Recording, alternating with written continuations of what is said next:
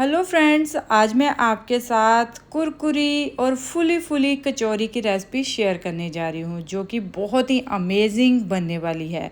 पर अक्सर आपने देखा होगा, जब भी हम कचौरियाँ बनाते हैं तो एंड टाइम में जब हमारी पूरी तैयार हो जाती है, वो या तो तेल में खुल जाती है या फट जाती है, तो सारी मेहनत बेकार चले जाती है। तो मैं आज को इसी कचौरी की रेसिपी के कुछ टिप्स एंड ट्रिक्स बताऊंगी, जिससे कि आपकी कचौरी ना फटेगी, ना खुलेगी और गुब्बारे जैसे फूल करके बनेगी। तो आप सबसे रिक्वेस्ट है, वीडियो में एंड तक बने रहिएगा। तो चलिए फटाफट से रेसिपी को स्टार्ट करते हैं। रेसिपी स्टार्ट करने से पहले Radhe Radhe friends, Anupama kitchen recipe में आप सबका स्वागत करते हैं। यहाँ पर हमने 1/3 कप के लगभग मूंग दाल को भिगो करके रख दिया था ओवरनाइट के लिए। तो इस तरह से हमारी जो दाल है बिल्कुल सॉफ्ट हो गई है। अब यहाँ पर हम मूंग दाल को ना ही कोई ग्राइंड करेंगे, बिल्कुल ऐसे के ऐसे ही हम अपनी मूंग दाल को यूज़ करेंगे अपनी कचौरी के अंदर। तो इसके लिए हम सबसे पहले कुछ मसाले तैयार कर लेते हैं कचौरी के लिए। यहाँ पर हमने 1 चम्मच सौंफ लिया है और 1 चम्मच के लगभग ही हमने यहाँ पर धनिया लिया है। सौंफ जो ली है वो मीठी वाली जो सौंफ होती है वो वाली हमने यहाँ पर ली है।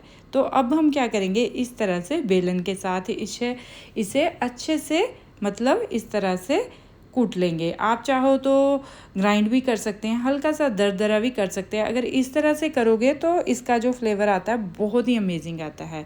तो हमने बेलन के साथ ही इसे इस तरह से हल्का सा क्रश कर लिया है, जिससे कि हमारी दोनों चीज़ें अब तैयार हो गई है। आप देख सकते हो इसी तरह से हमने अपने मसाला तैयार करना है।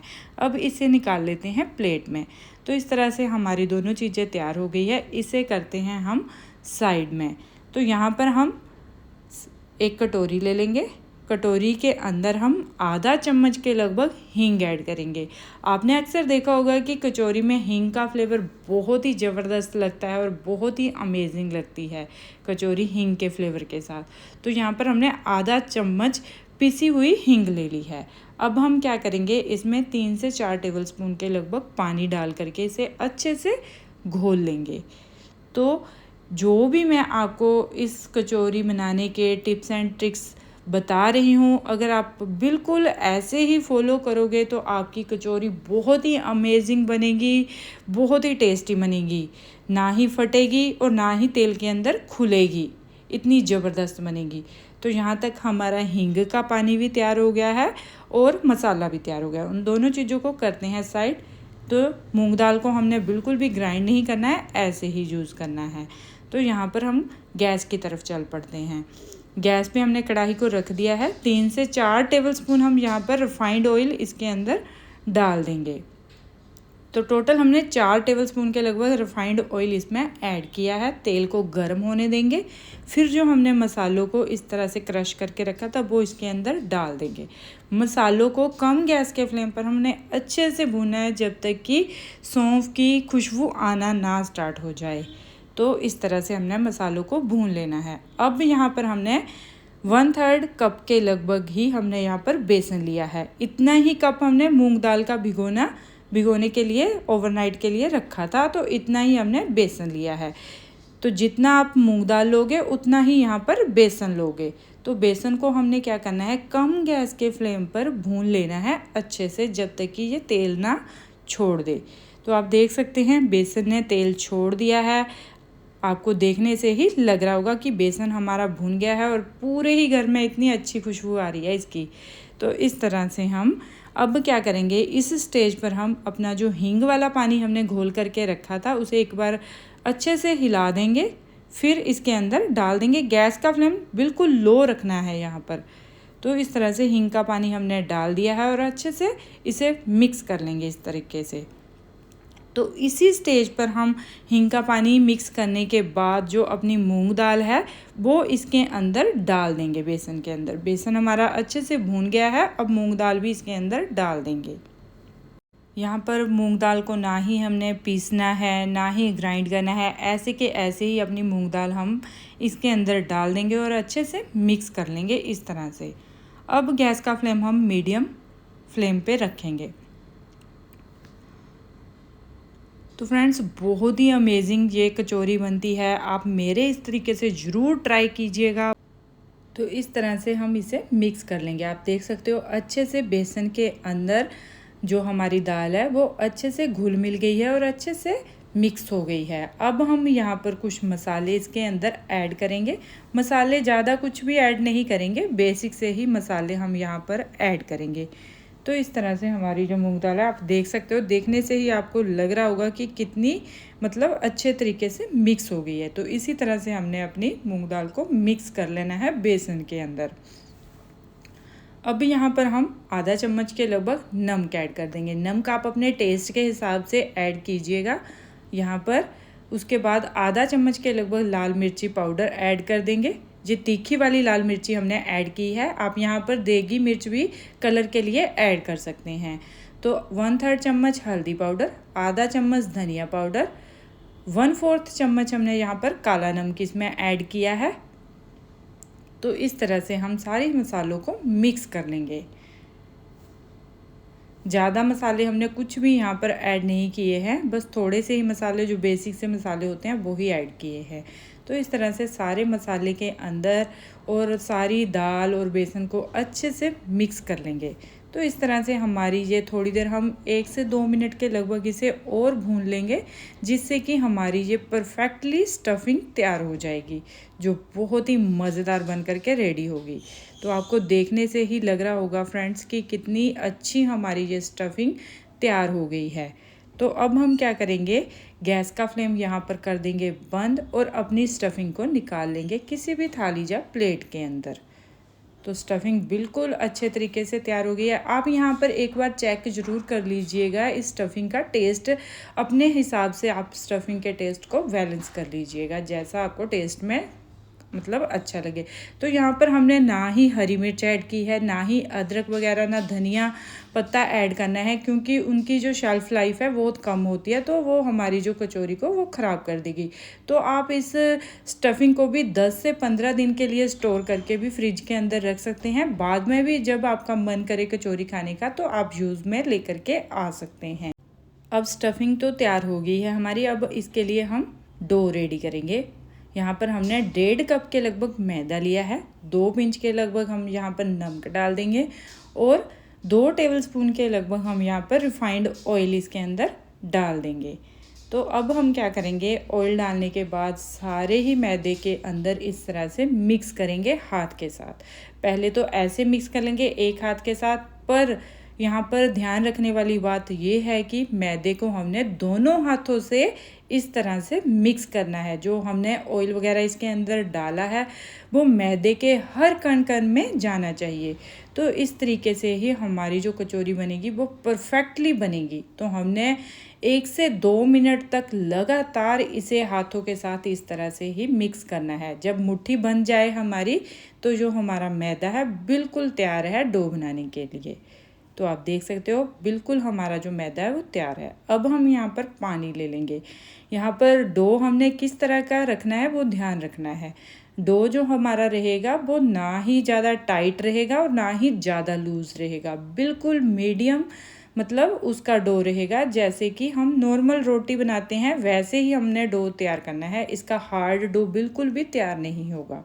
तो धीरे धीरे हम पानी डालते जाएंगे और इसका डो इस तरह से मिक्स करते जाएंगे और डो बना करके रेडी कर लेंगे। मैं आपको दिखाऊंगी कि डो की कंसिस्टेंसी हमने कैसे रखनी है। तो बिल्कुल सॉफ्ट सा डो हमने तैयार करना है। जैसे हम नॉर्मल रोटी बनाने के लिए आटा तैयार करते हैं सेम वैसे ही इसको तैयार करना है। तो हमारा जो डो है वो तैयार हो गया है बिल्कुल। तो आप देख सकते हो इसी तरह से हमने इसे तैयार करना है। ऐसे होनी चाहिए हमारे डो की कंसिस्टेंसी। तो इसे ढक कर के रख देते हैं रेस्ट के लिए 2 से 3 मिनट के लिए, जब तक हम क्या करेंगे, जो हमारी स्टफिंग हमने तैयार की है उसके बॉल्स तैयार कर लेते हैं। तो यहाँ पर हमारे जो बॉल्स हैं वो हमने जो हमने डो तैयार करना है उससे थोड़े से, उसके जो बॉल्स हम रेडी करेंगे उससे थोड़े से छोटे बॉल्स तैयार करने हैं। मैं आपको आगे वीडियो में दिखाऊंगी, तो प्लीज़ वीडियो में एंड तक बने रहिएगा। तो इसी तरह से हमने छोटे छोटे बॉल्स इसके तैयार कर लेने हैं। तो 10 से 11 हमारे बॉल्स तैयार किए हैं हमने। तो इसी तरह से जितना आप बनाना चाहते हो उस हिसाब से आप बोल्स इसके बना करके रेडी कर सकते हैं। तो हमारे 10 से 11 हमारे बोल्स टोटल बन करके रेडी हुए। इसे करते हैं साइड, फिर अपना डो चेक कर लेते हैं। तो बिल्कुल तैयार है हमारा जो डो है। इसे अब यहाँ पर क्या करना है, हमने डो को एक बार अच्छे तरीके से इस तरह से नीड करना है और नीचे सेल्फ के ऊपर या किचन भी सरफेस बोर्ड के ऊपर जैसे आपको इजी लगे इस तरह से डो को हमने पटकना है, जिससे कि हमारी जो कचौरी है बहुत ही मज़ेदार बनेगी। तो ये स्टेप बहुत इम्पोर्टेंट है। तो हम 1 से 2 मिनट के लिए इस डो को अच्छे से नीचे पटकेंगे और इस तरह से हम इसे नीड कर लेंगे अच्छे तरीके से, जिससे कि हमारी जो बोल है वो परफेक्टली तैयार हो जाए। तो इस तरह से हमारा डो हो गया है रेडी। तो फ्रेंड्स यहाँ पर क्या है कि वीडियो आपको पूरे अच्छे तरीके से बताने के लिए थोड़ी सी लंबी हो जाएगी। तो प्लीज़ आप पूरे टिप्स एंड ट्रिक्स फॉलो करोगे तो परफेक्ट तरीके से आपकी जो कचौड़ी है वो बन करके तैयार होगी और बहुत ही अमेजिंग बनेगी। मतलब आप ऐसा नहीं सोचोगे कि हमने जो वीडियो है वो गलत वीडियो को फॉलो किया है। आप इस तरीके से अगर बनाओगे तो पक्का अच्छे तरीके से आपकी कचौड़ी बन करके आएगी। तो इस तरह से आपको मेरे बोल्स बन करके हो गए हैं रेडी, मैदे वाले भी। तो आप देख सकते हो जो मैदे वाला बोल है वो थोड़ा सा बड़ा होना चाहिए, जो स्टफिंग वाला बोल है थोड़ा छोटा चाहिए उससे। तो आपको मैंने दिखा दिया है। अब देख लीजिए, मैदे वाला बोल बड़ा और स्टफिंग वाला बोल छोटा चाहिए यहाँ पर। अब हम क्या करेंगे, इसको बेलन के साथ बिल्कुल भी नहीं बेलेंगे और हाथ के साथ ही इसे इस तरह से बीच में सेंटर में जगह बनाएंगे और अपना बोल बीच में सेंटर के इसके सेट कर देंगे। इस तरीके से हम इसकी पूरी बना लेंगे। तो अपना जो बोल है हमारा वो ऐसे बीच में रख के और इस कचौड़ी को पानी का हाथ लगा करके, हल्का पानी लगाना है ज़्यादा नहीं, उससे हम इस कचौड़ी को बंद कर देंगे। तो आपको मैंने दिखा दिया, पानी का ऐसे हाथ लगा करके इस कचौड़ी को हम इस तरह से बंद कर देंगे। तो फ्रेंड्स बहुत ही अमेजिंग और बहुत ही मज़ेदार बनती है, एक बार ज़रूर ट्राई कीजिएगा। तो इस तरह से हमने इसे बंद कर दिया है और जिस तरफ से हमने बंद किया है वो नीचे की तरफ रखेंगे साइड। तो इस तरह से नीचे की तरफ रख देंगे। अब भी हम इसे अच्छे तरीके से नहीं बनाएंगे, अब ऐसे ही सारे पहले जो बोल्स हैं हमारे तैयार कर लेंगे। तो जो जिस तरफ से हमने बंद करना है उस तरफ को हमने नीचे की तरफ रखना है। तो मैं आपको दूसरा भी इसी तरह से बंद करके दिखा रही हूँ। पानी का हाथ ज़रूर हल्का सा लगा लीजिए, जिससे कि इस तरह से हमें बंद करने में इसे आसानी होगी। तो इसी तरह से हम सारे अपने बोल्स रेडी कर लेंगे। तो आप देख सकते हो सारी के सारे हमारे तैयार हो गए हैं। अब हम क्या करेंगे, इसे उठा लेंगे, एक को उठा लेंगे इस तरह से। और अब यहाँ पर पूरा ध्यान देने की बात ये है कि अब हमने क्या करना है, ऊपर की तरफ जो बंद वाला जिस तरफ से हमने बंद किया वो नीचे की तरफ रखेंगे, बाकी ऊपर की तरफ से हम इस तरह से दबाते जाएंगे और साइडों से बिल्कुल भी नहीं दबाना है। आप देख सकते हो मैं साइडों से बिल्कुल भी नहीं दबा रही हूँ। अगर हम साइडों से दबा देंगे या बेलन के साथ बेल देंगे इसे, तो बिल्कुल भी ये जो कचौड़ी है वो फूलेगी नहीं। तो यहाँ पर ये जो चीज़ है वो मेन ध्यान देने वाली चीज़ है कि साइडों की तरफ से हमने बिल्कुल भी इसे दबाना नहीं है। इस तरीके से आप देख सकते हो बिल्कुल भी हमने साइडें हैं जो वो बिल्कुल भी दबाई नहीं है। तो इसी तरह से हमने सारी की सारी कचौड़ियाँ अपनी तैयार कर लेनी है। तो आप देख सकते हो हमारी जो सारी की सारी कचौड़ियाँ तैयार हो गई है। आप साइडें भी देख सकते हो कचौड़ियों की कि बिल्कुल भी हमने साइडों के तरफ से इसे दबाया नहीं है। हल्का सा भी अगर दबा दोगे तो वो कचौड़ियाँ आपकी बिल्कुल भी फूलेगी नहीं। तो इतना गारंटी है कि आपकी सारी की सारी कचौड़ियाँ इस तरह से अगर बनाओगे तो गुब्बारे जैसे फूल करके तैयार होगी, कोई भी फटेगी नहीं, कोई भी खुलेगी नहीं। तो अब चलते हैं गैस की तरफ।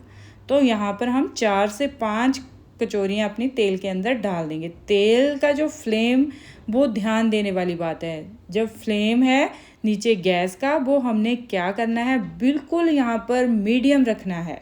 फ्लेम को लो टू मीडियम ही रखेंगे और अपनी 4 से 5 कचौड़ियाँ तेल के अंदर डाल देंगे। जब तक इसे हिलाएंगे नहीं तब जब तक कि ये ऊपर की तरफ खुद ना आना स्टार्ट हो जाए। तो मैं आपको पूरा अच्छे तरीके से वीडियो बता रही हूँ, इसीलिए लंबी हो रही है वीडियो। तो आप देख सकते हो बिल्कुल भी मैंने यहाँ पर कट नहीं लगाया है, आपको मैंने दिखाने के लिए कि अपने आप ऊपर की तरफ ये कचौड़ियाँ आएगी। तो धीरे धीरे आप देख सकते हो ऊपर की तरफ खुद पे खुद आ रही है। ऐसे ही हमारी जो कचौरियाँ ऊपर की तरफ जब आ जाएगी तब हम किसी भी कड़छी के साथ, किसी भी चीज़ के साथ हम इसे चेंज करेंगे, इसकी जो साइड है। तो सारी की सारी धीरे धीरे आप देख सकते हो ऊपर की तरफ सारी आ रही है हमारी कचौड़ियाँ। इस तरह से अगर आप बनाओगे तो बहुत ही टेस्टी बनती है, बहुत ही अमेजिंग बनती है। अब हम यहाँ पर क्या करेंगे, आप देख सकते हो ऊपर की तरफ सारी की सारी आ गया। अब हम यहाँ पर करेंगे इसकी साइड चेंज। आप चाहो तो इसके साथ मतलब कोई भी और कड़छी लगा करके अच्छे तरीके से चेंज कीजिए, क्योंकि जब मैं इस तरह से कड़छी के साथ चेंज कर रही थी तो छींटे मेरी तरफ आ रहे थे। तो आप दूसरी कड़छी साथ में ज़रूर लगा लीजिए, दोनों की हेल्प के साथ ही चेंज कीजिएगा। तो यहाँ पर क्या हुआ था कि मैं ऐसे चेंज कर रही थी तो छींटे मेरी तरफ आ रहे थे। तो यह चीज़ ध्यान दे रखिएगा कि छींटे आपकी तरफ ना आए। तो केयरफुली दोनों कड़छियों को यूज़ करते हुए इनको चेंज कीजिए। तो आप देख सकते हो कितनी अच्छे तरीके से हमारी जो कचौड़ियाँ हैं वो फूल गई है। तो आप देख सकते हो ना कितनी अच्छे तरीके से फूल गई है गुब्बारे जैसे। तो इस तरह से ही जो मैंने आपको टिप्स एंड ट्रिक्स बताए हैं कचौड़ी की रेसिपी के, अगर पूरी वीडियो को अच्छे तरीके से फॉलो करोगे तो आपकी कचौड़ियाँ इतनी ज़बरदस्त बनेगी कि आप हलवाई से लेकर आना भूल जाओगे, घर पर ही पूरे परिवार के लिए अच्छे तरीके से तैयार कर लोगे। इतनी अमेजिंग बन करके रेडी होती है। तो यहाँ पर हमने गैस का फ्लेम अब यहाँ तक तो हमने जब तक इसका इस तरह का कलर ना आ जाए तो हमने कम ही रखा था गैस का फ्लेम। अब यहाँ पर गैस का फ्लेम हम हाई कर देंगे थोड़ा सा, और अच्छे तरीके से इनका कलर आ गया है। आप देख सकते हो कितनी अच्छी हमारी यह कचौरियाँ बन करके रेडी हुई है, बहुत ही अमेजिंग बनती है। तो अब यहाँ पर हम इन्हें निकाल लेंगे बाहर। तो इनका कलर, लुक और बहुत ही अमेजिंग फुली फुली कचौरियाँ हमारी बन करके हो गई है रेडी। आप देख सकते हो बिल्कुल भी ना ही कोई फटी है ना ही कोई खुली है। तो आप ये देखिए कितनी मज़ेदार हमारी कचौरियाँ बन करके रेडी हुई है। अगर फ्रेंड्स आपको हमारी जो वीडियो थोड़ी सी भी पसंद आए तो प्लीज़ लाइक, शेयर और सब्सक्राइब ज़रूर कीजिएगा। साथ में बेल आइकन बटन को ज़रूर प्रेस कीजिएगा, जिससे कि आने वाली वीडियो की नोटिफिकेशन सबसे पहले आपको मिलती रहे। तो जी हाँ, जो फर्स्ट टाइम हमारे चैनल पे विज़िट कर रहे हैं प्लीज़ चैनल को सब्सक्राइब कीजिए और प्यारा सा कमेंट करके ज़रूर बताइएगा कहाँ कहाँ से आप मेरी इस वीडियो को वॉच कर रहे हैं। तो हमारी सारी की सारी कचौड़ियाँ बन करके हो गई है रेडी फ्रेंड्स। आप देख सकते हो लुक वाइज, एक बार मैं आपको तोड़ करके भी दिखा देती हूँ कितनी करारी और कितनी ज़बरदस्त हमारी ये कचौड़ियाँ बन करके रेडी हुई है। अब मैं आपको यहाँ पर तोड़ करके भी दिखा देती हूँ। आप इसे आलू की सब्ज़ी के साथ, चटनी के साथ, दही के साथ एंजॉय कर सकते हैं। इतनी अमेजिंग लगती है कि आप इसका स्वाद एक बार बनाओगे तो भूल नहीं पाओगे। तो आपको मैंने तोड़ करके भी दिखा दी है इसकी स्टफिंग। तो देख सकते हो ना आप कितनी अमेजिंग हमारी ये कचौड़ियाँ बन करके रेडी हुई है। तो आप भी बनाइए, सबको खिलाइए। कभी भी आपकी कचौड़ियाँ अगर आप इस तरीके से बनाओगे ना ही फटेगी ना ही खुलेगी, बहुत ही अमेजिंग बनती है। तो इस तरह से बनाइए और खाइए, एंजॉय कीजिए। तो आप देख सकते हो बहुत ही अमेजिंग बनी है। इसी तरह से मिलते हैं नेक्स्ट वीडियो में एक और अच्छी सी रेसिपी के साथ। तब तक के लिए bye bye friends, thanks for watching.